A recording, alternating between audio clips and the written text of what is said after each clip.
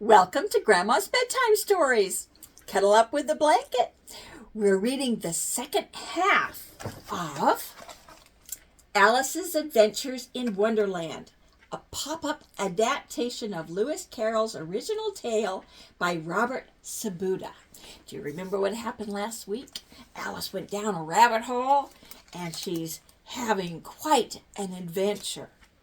And she just let a little pig go, and she's off to maybe one direction, either the March Hare or the Mad Hatter.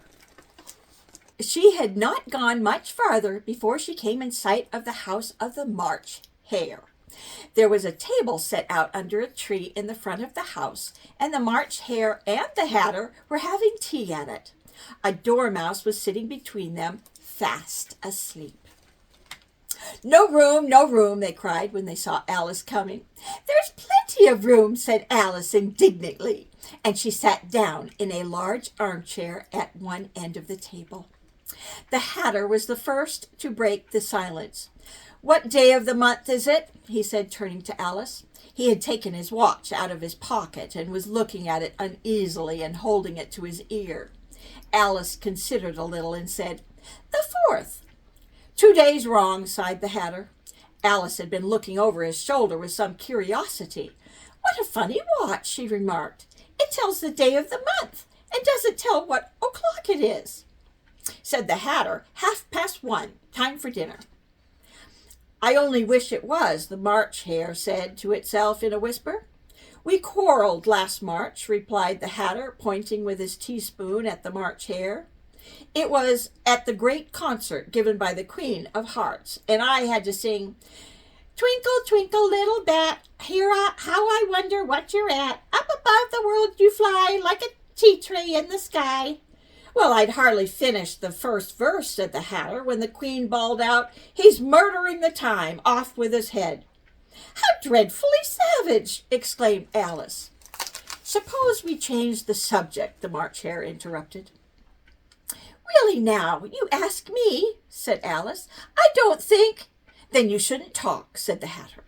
This piece of rudeness was more than Alice could bear. She got up in disgust and walked off. Neither of the others took the least notice of her going. The last time she saw them, they were trying to put the dormouse into the teapot. "I'll never go there again," said Alice as she picked her way through the wood. "It's the stupidest tea party I ever was at in all my life." Just as she said this, she noticed that one of the trees had a door leading right into it. "That's very curious," she thought, "but everything's curious today," and in she went. She found herself in a beautiful garden among bright flower beds and cool fountains. A large rose tree stood near the entrance of the garden. The roses growing on it were white, but there were 3 gardeners at it, busily painting them red. Alice thought this a very curious thing, and just as she came up, she heard one of them say, "Look out now, 5, don't go splashing paint over me like that." "Would you please tell me," said Alice, "why you are painting those roses?" 2 began in a low voice. "Why, you see, miss, this here ought to have been a red rose tree, and we put a white one in by mistake, and if the Queen was to find out, we should all have our heads cut off." At that moment 5 called out, "The Queen! The Queen!" and the 3 gardeners threw themselves flat upon their faces. First came 10 soldiers, all shaped like the 3 gardeners. Next the 10 courtiers. After these came the royal children, the little dears jumping merrily along hand in hand. Next came the guests, and among them Alice recognized the White Rabbit. Then followed the Knave of Hearts, and last of all came the King and Queen of Hearts. The procession came opposite Alice, and the Queen said severely, "Who is this? What is your name, child?" "My name is Alice, so please your Majesty," said Alice very politely, but she added to herself, "Why, they're only a pack of cards. I needn't be afraid of them." "And who are these?" said the Queen, pointing to the 3 gardeners who were lying round the rose tree. How should I know? Said Alice, surprised at her own courage. The queen turned crimson with fury and began screaming, "Off with her head! Off!" "Nonsense," said Alice, and the queen was silent. The king laid his hand upon her arm and timidly said, "Consider, my dear, she is only a child." "I see," said the queen. "Can you play croquet?" "Yes," shouted Alice. "Come on, then. Get to your places," shouted the queen. People began running about in all directions, tumbling up against each other. However, they got settled down in a minute, and the game began. Alice thought she had never seen such a curious croquet ground in her life. The croquet balls were live hedgehogs, and the mallets live flamingos. The soldiers had to double themselves up and stand on their heads and feet to make the arches. Alice was beginning to feel uneasy. She was looking for some way of escape and wondering whether she could get away without being seen, when she noticed a curious appearance in the air. She made it out to be a grin and said to herself, "It's the Cheshire Cat. Now I shall have somebody to talk to." "How are you getting on?" said the cat, as soon as there was a mouth enough for it to speak with. In another moment the whole head appeared, and Alice began an account of the game, feeling very glad she had someone to listen to her. "I don't think they play at all fairly," Alice began. "And they all quarrel so dreadfully one can't hear oneself speak." The cat's head began fading and disappeared entirely. "Let's go on with the game," said the queen, and Alice slowly followed her back to the croquet ground. At the time they were playing, the queen never left off quarreling with the other players and shouting, "Off with his head," or "Off with her head." Those whom she sentenced were taken into custody by the soldiers. By the end of half an hour, all the players except the king, the queen, and Alice were under sentence of execution. Then the queen, quite out of breath, said to Alice, "Have you seen the mock turtle yet?" "No," said Alice. "I don't even know what a mock turtle is." "It's the thing mock turtle soup is made from," said the queen. "Come on, then, and he shall tell you his history." As they walked off together, Alice heard the king say in a low voice to the company generally, "You are all pardoned." "Come, that's a good thing," she said to herself. They very soon came upon a griffin lying fast asleep in the sun. "Up, lazy thing," said the queen, "and take this young lady to see the mock turtle. I must go back to see after some executions I ordered." The griffin sat up and rubbed its eyes. "It's all her fancy that they never executes nobody, you know. Come on."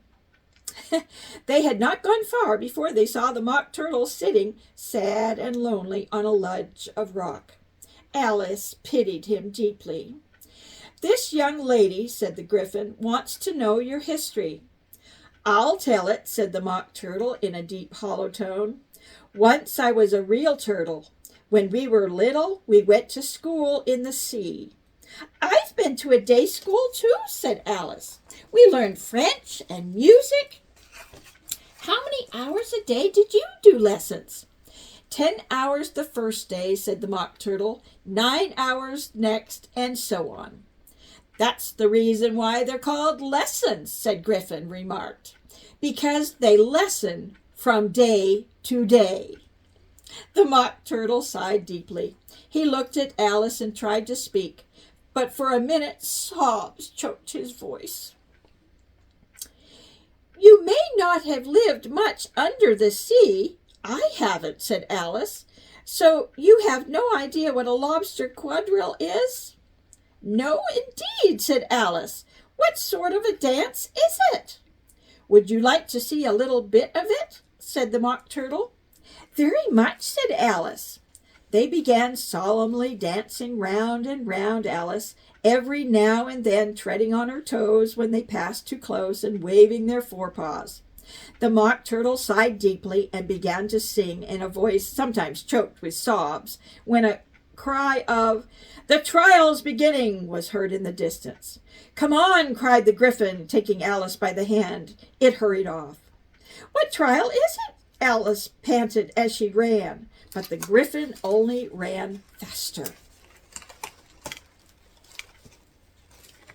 The King and Queen of Hearts were seated on their throne with a great crowd assembled around them. The knave was standing before them in chains, and near the king was the White Rabbit with a trumpet in one hand and a scroll in the other. In the middle of the court was a table with a large dish of tarts upon it. It made Alice quite hungry to look at them. "I wish they'd get the trial done," she thought, "and hand around the refreshments." "Herald, read the accusation," said the king. The White Rabbit blew on the trumpet and unrolled the scroll and read as follows.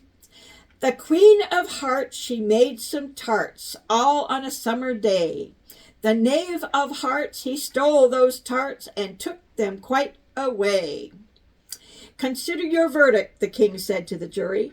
"Not yet, not yet," the rabbit hastily interrupted. "There's a good deal more to come before that." "Call the first witness," said the king.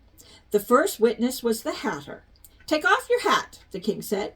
"It isn't mine," said the Hatter. "Stolen!" the king exclaimed. "Give your evidence and don't be nervous, or I'll have you executed on the spot." Just at this moment, Alice felt a very curious sensation. She was beginning to grow larger again. The miserable Hatter went down on one knee. "I'm a poor man, your majesty," he began. "You're a very poor speaker," said the king. "If that's all you know about it, you may go." "And take his head off outside," the queen added to one of the officers. But the Hatter was out of sight before the officer could get to the door. "Call the next witness," said the king. Alice watched the White Rabbit, feeling very curious to see what the next witness would be like. Imagine her surprise when the White Rabbit read out at the top of his shrill little voice the name Alice. "Here!" cried Alice, forgetting how large she had grown in the last few minutes, and she jumped up in such a hurry that she tipped over the jury box, upsetting all the jurymen. "Oh, I beg your pardon," she exclaimed, and began picking them up as quickly as she could. The king called out, "Silence!" and read out from his book, "Rule 42, all persons more than a mile high to leave the court." Everybody looked at Alice. "I'm not a mile high," said Alice. "You are," said the king. "Nearly 2 miles high," added the queen. "Why, there they are," said the king, triumphantly pointing to the tarts on the table. "Nothing can be clearer than that. Let the jury consider their verdict." "No, no," said the queen. "Sentence first, verdict afterwards." "Nonsense," said Alice loudly. "Hold your tongue," said the queen, turning purple. "I won't," said Alice. "Off with her head," the queen shouted. Nobody moved. "Who cares for you?" said Alice. She had grown to her full size by this time.